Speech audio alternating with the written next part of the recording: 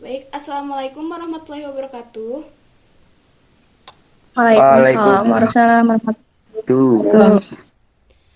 Pertama-tama, mari kita panjatkan puji dan syukur kehadirat Allah Subhanahu wa Ta'ala, karena atas rahmat dan ridhonya kita dapat berkumpul pada kesempatan kali ini.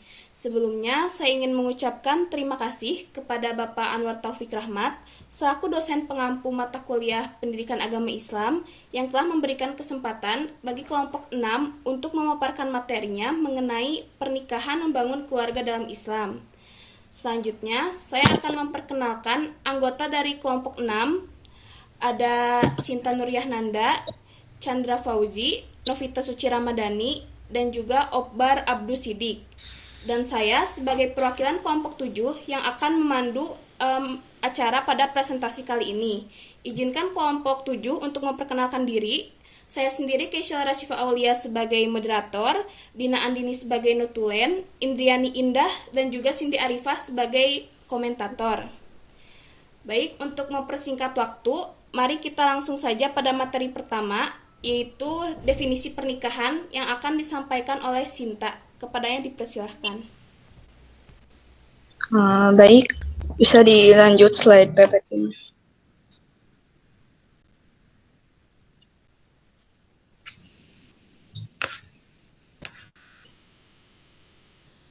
Yang pengertian. Ya. Untuk definisi pernikahan, ada 3 pengertian. Yang pertama, menurut etimologi, pernikahan berasal dari bahasa Arab, yaitu al-nikah yang bermakna al-wat'i yang artinya bersetubuh, al-dam'u al-tadahul yang artinya berkumpul, serta al-akad yang artinya perjanjian. Kemudian menurut istilah, pernikahan adalah akad yang memberikan faedah, hukum kebolehan mengadakan hubungan keluarga antara seorang pria dan wanita untuk mengadakan tolong-menolong dan pemenuhan kewajiban masing-masing.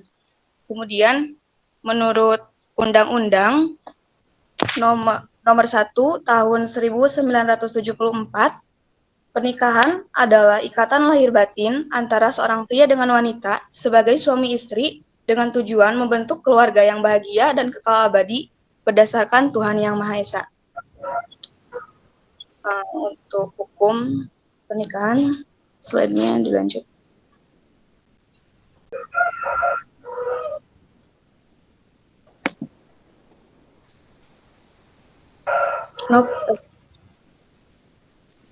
Untuk hukum pernikahan, ada 5 hukum pernikahan. Yang pertama, pernikahan itu wajib. Wajib itu bagi seseorang yang telah mampu menikah dan memenuhi kewajiban suami istri dalam kondisi syahwatnya yang besar dan untuk menghindari berbagai kemaksiatan lainnya. Yang kedua, pernikahan itu sunnah bagi seseorang yang memiliki hasrat untuk menikah, namun ia tidak dikhawatirkan untuk terjerumus pada perzinahan. Yang ketiga, hukumnya itu mubah atau boleh dijatuhkan kepada seseorang yang memiliki kemampuan untuk menikah dan memenuhi kewajibannya, namun tidak memiliki dorongan syahwat yang mendesak dan tidak khawatir terjatuh pada perzinahan. Yang keempat, ada makruh. Makruh itu jika seseorang memiliki kemampuan untuk menikah, menahan diri berbuat zina, tetapi dia tidak memiliki keinginan untuk melaksanakan kewajiban suami istri. Terakhir, ada haram. Haram itu apabila seseorang tidak mempunyai keinginan dan tidak mempunyai kemampuan, serta bertanggung jawab atas kewajiban dirinya kepada pasangannya dalam melakukan rumah tangga. Sekian, saya kembalikan kepada moderator. Baik, terima kasih kepada Sinta yang telah menyampaikan materi. Selanjutnya materi kedua mengenai syarat dan rukun pernikahan yang akan disampaikan oleh Obar. Kepadanya dipersilakan. Terima kasih kepada moderator untuk materinya bagi saya ya untuk menyampaikan materi tentang syarat dan rukun pernikahan. Syarat dan rukun pernikahan itu ada 5. Yang pertama ada calon pengantin, yang kedua ada wali, yang ketiga ada saksi, yang keempat ada akad nikah, dan yang terakhir ada mahar. Kita kepada rukun pernikahan dulu nih. Yang pertama itu calon pengantin. Nah, calon pengantin itu udah pasti adanya adanya satu mempelai laki-laki dan satu mempelai perempuan. Nah, untuk syarat-syaratnya dalam calon pengantin ini tidak beda jauh ya untuk syaratnya untuk mempelai perempuan dan juga laki-laki. Syaratnya itu seperti ini. Ada 8 syarat. Yang pertama untuk calon mempelai laki-laki terlebih dahulu. Syaratnya ada beragama Islam, harus seorang laki-laki, jelas orangnya ya, berarti jelas orangnya maksud di sini biodatanya juga lengkap ya, berarti dia itu memang benar-benar seorang laki-laki dan juga tidak dengan keadaan dipaksa dan tidak sedang melakukan haji atau umroh, bukan mahramnya, tidak dalam keadaan masih beristri. Nah, tetapi seorang mempelai laki-laki itu sebenarnya tidak dalam keadaan beristri ini lebih dari 4 istri gitu loh. Nah, untuk yang terakhir syaratnya adalah tidak mempunyai istri yang haram, dipoligami dan dengan calon istrinya. Untuk syarat mempelai perempuan itu tidak beda dengan syarat mempelai laki-laki. Yang membedakan cuma di poin ke-8, yaitu mempelai perempuan syaratnya belum pernah di-li'an ataupun jina oleh suaminya itu sendiri. Untuk rukun yang kedua yaitu wali, mempelai dari pihak mempelai perempuan ya. Wali itu adalah orang yang memiliki hak secara syara untuk menikahkan calon mempelai perempuan kepada calon mempelai laki-laki. Syarat-syarat seorang wali itu juga ada banyak ya, kalian bisa melihatnya. Tidak beda jauh sama dengan mempelai calon pengantin ya. Cuma yang membedakan di sini harus adanya sifat adil dan juga balik berakal sehat gitu ya. Dan juga harus seorang laki-laki dari pihak perempuan ya. Adapun urusan wali nasabnya ada banyak dari A sampai Z di sini. Tetapi sebenarnya dari A sampai I itu adalah adanya dari kalangan keluarga mempelai perempuan. Sedangkan yang J itu bila mana dari kalangan mempelai perempuan itu tidak ada seorang yang berhak menjadi seorang wali, bisa digantikan dengan seorang hakim, yang di mana hakim ini berlaku apabila nih ada ketentuannya, berlaku apabila wali dari perempuan sebagaimana disebutkan di atas tidak ada. Yang kedua berhalangan hadir, dan yang ketiga bagi perempuan yang lahir tanpa pernikahan. Nah, yang ketiga yaitu ada saksi. Saksi ini ada 2 orang atau lebih. Saksi adalah suatu orang yang menyaksikan secara langsung proses akad pernikahannya. Adapun juga syarat-syaratnya.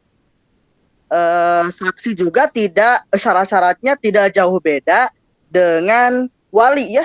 Cuma yang membedakan mungkin yang poin terakhir, seorang saksi itu harus bisa melihat, harus bisa berbicara, dan juga bisa mendengarkan serta paham akad maksud akad nikah tersebut.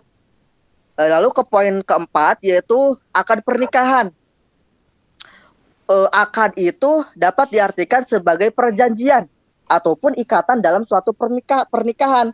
Nah, dalam akad ini disebutkan ada ijab dan qabul. Ya, ijab dan qabul ini ijab itu adalah suatu pernyataan atau penyerahan dari seorang wali mempelai perempuan, sedangkan qabul adalah penerimaan suatu pernyataan dari wali kepada calon mempelai laki-laki. Ada juga di sini syarat-syarat yang harus syarat-syarat yang harus terpenuhi dalam sebuah ikatan ataupun akad ya. Ada 5 syarat. Yang pertama, kedua orang yang melakukan akad harus sudah balik. Yang kedua, antara ijab dan qabul tidak boleh terpisahkan. Berarti dalam hal ini ijab dan qabul itu harus dalam satu waktu, satu tempat ya, gitu. Lalu yang ketiga yaitu harus satu tujuan ya, tidak bertolak belakang. Lalu ada masing-masing melakukan akad itu harus dapat terdengarkan oleh sebagian yang ada di pernikahan tersebut. Bisa lah ya, mungkin kalau dalam akad atau ijab kabul itu harus adanya sound systemnya agar bisa terdengar oleh yang ada pada pernikahan tersebut. Lalu yang terakhir yaitu calon mempelai wanita harus disebut dalam ijab dan kabul tersebut ya, baik itu secara dengan namanya terang dan maupun dengan hak domirnya. Lalu syarat dan rukun pernikahan yang terakhir yaitu harus ada mahar. Mahar ini bisa juga disebut dengan nihlah atau sadak ya. Mungkin bisa diartikan secara luas, mahar adalah suatu pemberian dari pihak mempelai laki-laki kepada pihak mempelai perempuan. Mahar ini juga mungkin mempelai laki-laki itu bisa bisa memberikan mahar itu sesuai kemampuan dia sendiri. Jadi tidak ada suatu batasan. Tetapi mahar ini harus suatu barang harta ataupun barang yang berharga, dan juga harus barang yang suci, dan juga itu teh mahar yang harus dengan miliknya sendiri gitu. Ada juga terdapat di sini konsep-konsep muhrim. Muhrim ini Muhrim ini adalah perempuan yang haram dinikahkan. Ada 4 perempuan yang haram dinikahkan. Yang pertama ini haram dinikahkan karena keturunan. Yang kedua haram dinikahkan karena satu susuan. Yang ketiga haram dinikahkan karena hubungan pernikahan. Dan yang terakhir yaitu haram dinikahkan sebab memadu 2 perempuan yang bersaudara kandung. Mungkin itu adalah syarat dan rukun pernikahan. Saya kembalikan kepada moderator. Baik, terima kasih kepada Obar yang telah menyampaikan materi yang kedua. Selanjutnya materi ketiga mengenai tujuan pernikahan yang akan disampaikan oleh Novita. Kepadanya dipersilahkan. Oke, terima kasih kepada moderator yang telah memberikan saya kesempatan untuk mempresentasikan tujuan pernikahan. Pernikahan tentu saja memiliki tujuan, yaitu untuk menghalalkan hubungan suami istri dalam memenuhi kebutuhan biologis, psikologis, kemanusiaan, serta mewujudkan suatu keluarga dengan dasar cinta kasih dan untuk memperoleh keturunan yang sah berdasarkan agama dan hukum. Nah, di tujuan pernikahan ini juga adapun fungsi keluarga yang sakinah gitu. Di antara lain yaitu fungsi individual, terus fungsi sosial, sama fungsi spiritual. Nah, untuk poin pertama saya akan menjelaskan itu fungsi individual. Di mana fungsi individual ini untuk meningkatkan derajat kemanusiaan dan ibadah keluarga berfungsi sebagai sarana untuk meningkatkan derajat kemanusiaan. Yang kedua, memperoleh ketenangan jiwa. Yang ketiga, menimbulkan dorongan kesungguhan dalam menjalankan kewajiban mencari nafkah yang halal, memberi pelayanan optimal kepada suami, dan tuntutan agama lain akan timbul setelah berkeluarga. Terus untuk yang terakhir dalam poin fungsi individual ini, yaitu untuk melanjutkan keturunan. Terus ada pula fungsi sosial, di mana fungsi sosial ini ada 2 poin, yaitu yang pertama, sebagai benteng moral bangsa dalam ruang lingkup yang kecil, bangsa yang sejahtera tercermin dari keluarga yang harmonis. Nah, untuk yang poin kedua, sebagai lembaga pendidikan, di mana keluarga memiliki tanggung jawab untuk memperkenalkan dan melakukan bimbingan pada anak dan anggota keluarga yang lain tentang ketaatan dan ketakwaan kepada Allah Subhanahu wa Ta'ala, serta tuntutan menjadi seorang warga negara yang baik. Nah, untuk yang ketiga, yaitu ada fungsi spiritual, di mana keluarga dalam aspek spiritual ini memiliki fungsi sebagai motivasi dan sarana dalam menjalankan ibadah kepada Allah Subhanahu wa Ta'ala, dengan melangsungkan pernikahan dan membentuk sebuah keluarga berdasarkan hadis Rasul, seorang muslim memenuhi setengah dari agamanya. Dengan menjalankan kewajiban sebagai suami istri, seorang muslim mendapatkan ganjaran pahala yang besar. Terus, materi yang selanjutnya akan disampaikan oleh anggota yang lain. Saya persilahkan kepada moderator. Baik, terima kasih kepada Novita yang telah memaparkan materinya. Selanjutnya adalah materi terakhir mengenai mewujudkan keluarga yang sakinah akan disampaikan oleh Chandra. Kepadanya dipersilahkan. Baik, terima kasih kepada moderator yang telah memberikan saya waktu untuk menjelaskan terkait mewujudkan keluarga yang sakinah. Keluarga Muslim yang sakinah adalah keluarga yang didasarkan atas perkawinan yang sah, mampu memenuhi hajat spiritual dan material secara seimbang, diliputi suasana kasih sayang antara internal, keluarga, dan lingkungan, mampu memahami, mengamalkan, dan memperdalam nilai-nilai keimanan dan ketakwaan.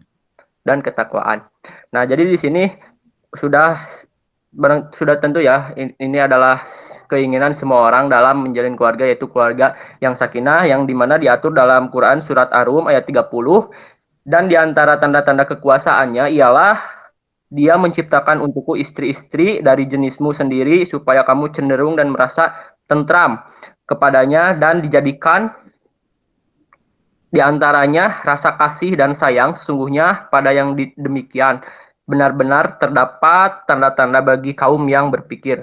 Itu dalam surat Ar-Rum ayat 30.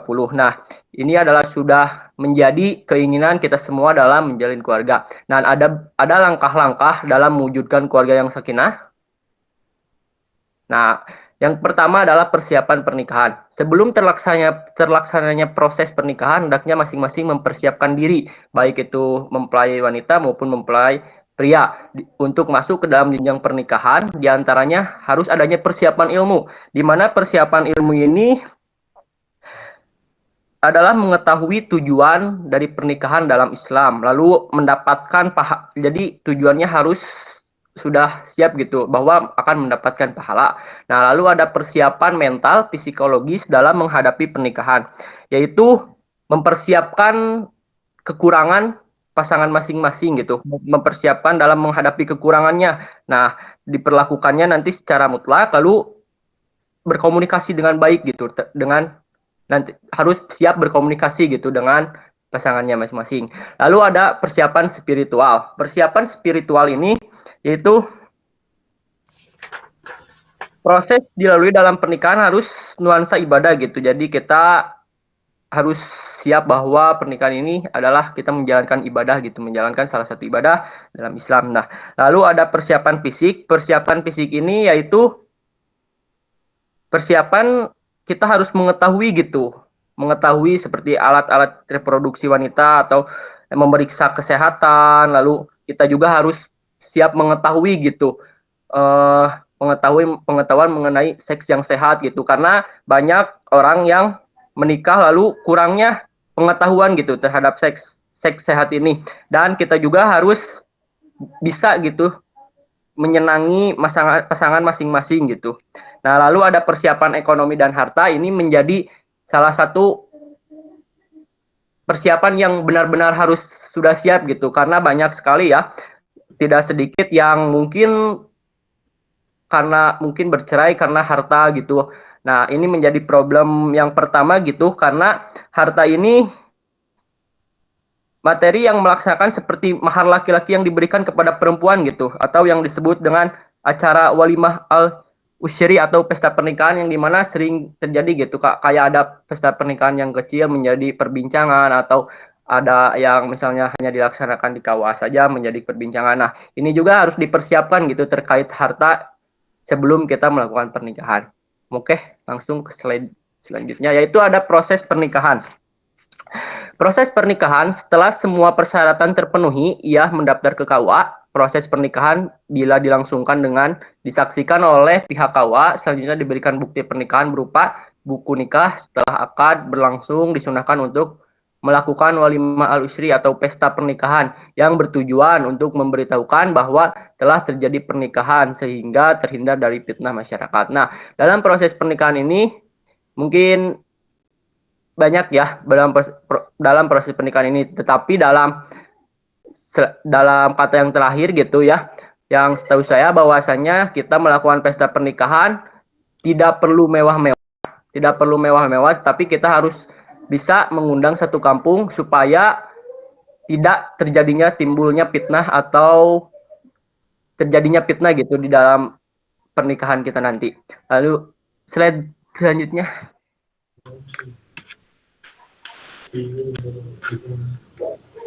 Nah, ada membangun keluarga ya. Tujuan terpenting dalam pembentukan keluarga satu, mendirikan syariat Allah. Nah, ini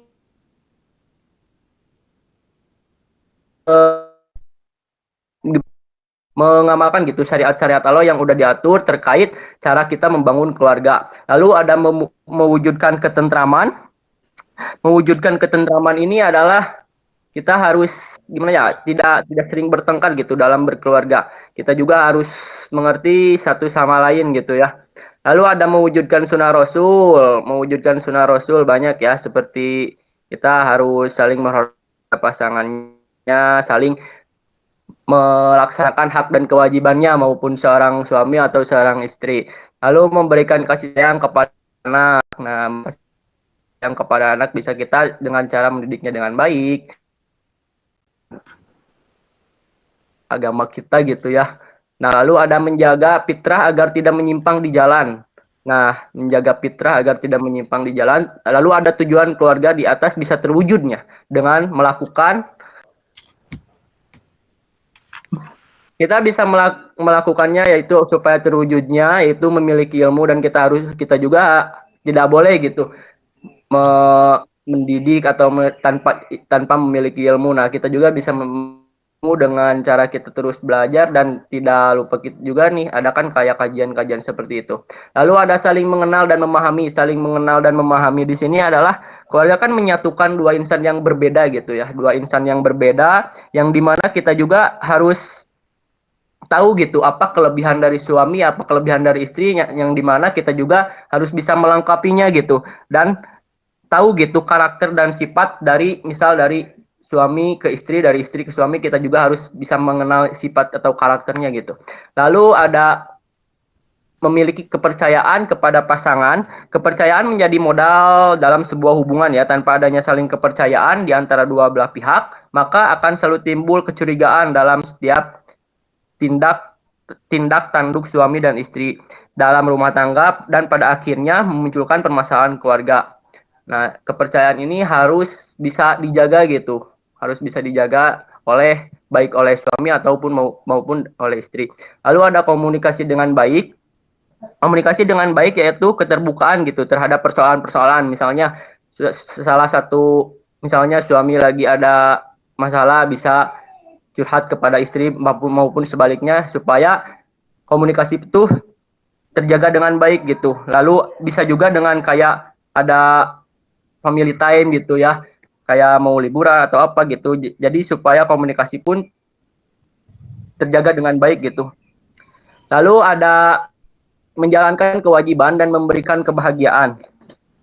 Menjalankan kewajiban dan memberikan kebahagiaan itu, suami istri dalam keluarga memiliki hak dan kewajiban yang masing-masing.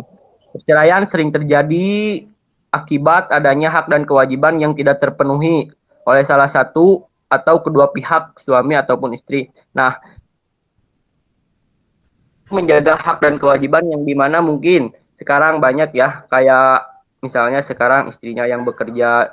Nah, kita juga harus bisa saling melengkapi gitu, kayak di sana bahwasannya ada hak dan kewajiban gitu yang perlu dilakukan oleh seorang istri. Jika memang seorang istri misalnya mencari nafkah, nah suami juga harus bisa gitu melengkapinya gitu.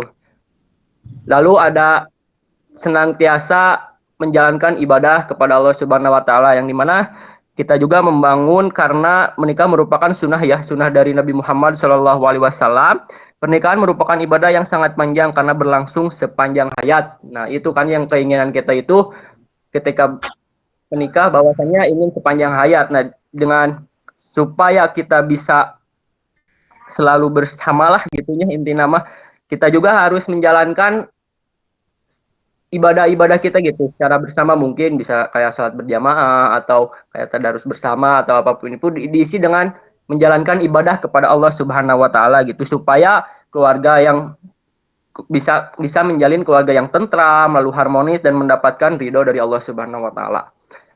Lanjut slide. Lalu ada kewajiban suami istri. Kewajiban suami yaitu memberikan nafkah lahir dan batin, seperti dalam Quran surat Al-Alaq ya ayat 7. hendaklah orang yang mampu memberi nafkah menurut kemampuannya, dan orang yang disempitkan rezekinya hendaklah memberikan nafkah dari harta yang diberikan Allah kepadanya.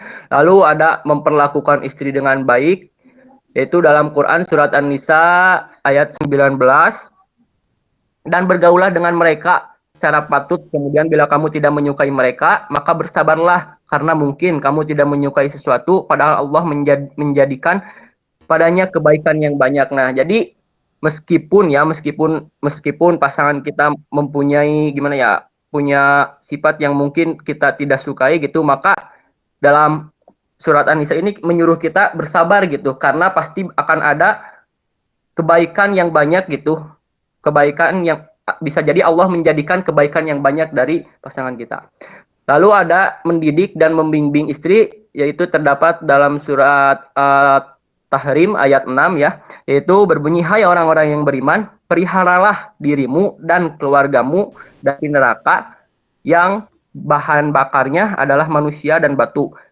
Penjagaannya malaikat-malaikat yang kasar, keras, dan tidak mendurhakai Allah terhadap apa yang diperintahnya kepada mereka, dan selalu mengerjakan apa yang diperintahkan. Nah, ini adalah kewajiban dari suami ya, sebagai mungkin sekarang bisa disebutnya itu adalah kepala keluarga, yang dimana harus mendidik gitu terkait keluarganya. Lalu ada kewajiban dari istri ya, menaati suami selagi masih di jalan Allah dan Rasul. Nah, jadi ketika suami kayak menyuruh atau apapun itu masih dalam konteks di jalan Allah atau sunnah dari Rasul, kita harus menaatinya gitu. Sebagai istri harus mentaatinya. Lalu ada menjaga kehormatan keluarga, baik maupun dirinya. Menjaga kehormatan keluarga, baik mengenai hartanya itu, yaitu seorang istri akan ditanya pertanggungjawabannya terhadap haknya di dalam rumah adalah penanggung jawab seorang istri adalah penanggung jawab di rumah suaminya, dan ia akan diminta pertanggungjawaban atasnya. Jadi mungkin kayak gimana ya, kayak dalam rumah itu kewajiban istri kayak mungkin bersih-bersih, atau itu mungkin kelihatan lah dari istri yang bertanggung jawab dengan pekerjaan rumahnya. Lalu ada selalu menyenangkan suami dengan tingkah laku, sikap, dan penampilan. Selalu menyenangkan ini adalah hal yang tidak kalah penting ya, harus dilakukan oleh seorang istri. Menjaga sikap dan penampilan di penampilan ini penting gitu ya, karena supaya mungkin tidak tidak malah ngait di perempuan lain gitu ya. Jadi harus menjaga penampilannya gitu di depan suami. Nah, mungkin di poin yang A itu, menaati suami itu mungkin di jalan Allah itu kita harus menaati jika dia benar gitu ya. Mohon maaf tadi gak dijelaskan. Jika dia benar, tapi jika mungkin dalam konteksnya itu tidak di jalan Allah atau di Rasul, mungkin kita juga sebagai, mungkin kalau istri itu sebagai istri itu bisa melarangnya gitu, bisa memberitahunya, atau nah, jadi intinya mah jika tetap di jalan Allah dan di sunnah Rasul, taati gitu oleh istri. Nah, kalau tidak mungkin kita juga bisa melarangnya atau memberikan dia pengertian-pengertian yang mungkin gitu, bisa gitu mengingatkan lah gitu intinya mah. Baik, segitu terkait materi mewujudkan keluarga yang sakinah. Baik, saya kembalikan ke moderator. Oke, terima kasih untuk Chandra yang telah menyampaikan materi terakhir dari bab ini ya. Mungkin sekian presentasi dari kelompok 6. Barangkali ada yang mau ditanyakan, dapat ditanyakan melalui kolom komentar. Selanjutnya yaitu sesi komentator dari kelompok 7 untuk kelompok 6 yang akan disampaikan oleh Cindy. Kepadanya dipersilahkan. Oke, terima kasih untuk moderator telah saya berkesempatan untuk mengomentari kelompok 6. Terima kasih kelompok 6 yang sudah menyampaikan materi tentang pernikahan. Kalian menyampaikannya sangat cukup baik, cukup bagus, isi materinya insya Allah cukup lengkap, mudah dipahami juga. Dan materi yang kalian disampaikan insya Allah akan bermanfaat untuk kita semua. Jika Indri ingin berkomentar, silahkan. Dipersilahkan untuk Indri. Terima kasih.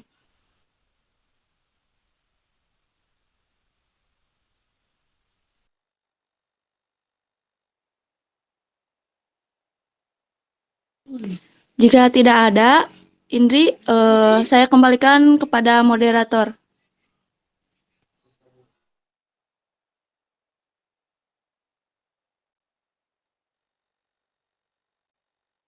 Oke, terima kasih kepada Cindy yang telah eh, mengomentari penampilan dari kelompok 6. Mungkin saya tutup presentasi kali ini dengan bacaan hamdalah. Alhamdulillahirrabbilalamin. Sekian presentasi kali ini. Wassalamualaikum warahmatullahi wabarakatuh. Waalaikumsalam. Waalaikumsalam warahmatullahi wabarakatuh.